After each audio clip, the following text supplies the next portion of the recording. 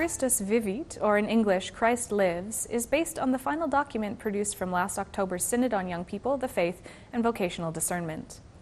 Now, according to Cardinal Lorenzo Baldessari, Secretary General of the Synod of Bishops, the document will constitute for the near future the Magna Carta of youth and vocations ministry in various ecclesial communities. Addressed to young people and the entire people of God, the opening lines read, "Christ is alive. He is our hope, and in a wonderful way he brings youth to our world." The very first words then that I would like to say to every young Christian are these: Christ is alive, and he wants you to be alive. The exhortation touches on broad themes like the need to listen to the voice of young people in the church and how the church can provide a more credible, truthful witness to the gospel for young people today. Throughout the document are passages on the digital world, child abuse, the relationship of the young to the elderly, and the synodal character of youth ministry.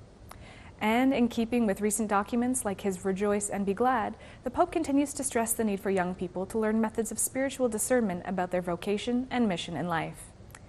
Christus Vivit concludes with the line, "Dear young people, my joyful hope is to see you keep running the race before you, outstripping all those who are slow or fearful.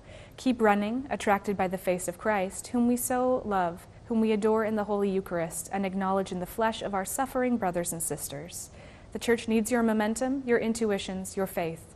And when you arrive where we have not yet reached, have the patience to wait for it." After the 2018 October Synod, the Vatican has published Pope Francis's post-synodal document on youth, Christus Vivit, which he signed on March 25th in Loreto.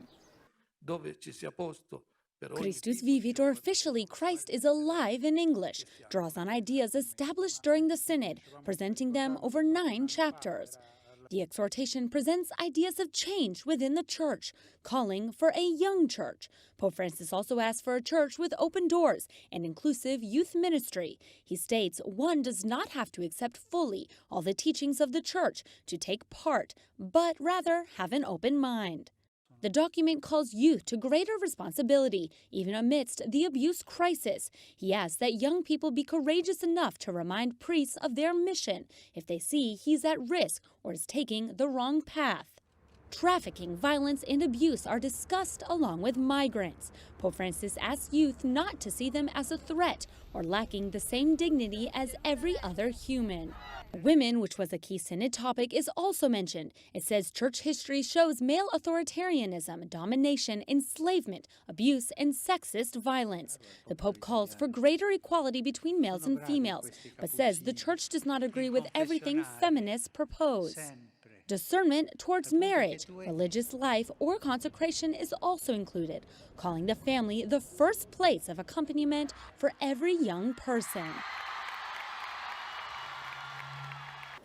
With each of these themes, Pope Francis' main message is one of hope, encouraging young people to continue despite painful or difficult situations. He reminds them that God is love and He's alive, and he asks them to swim against the tide.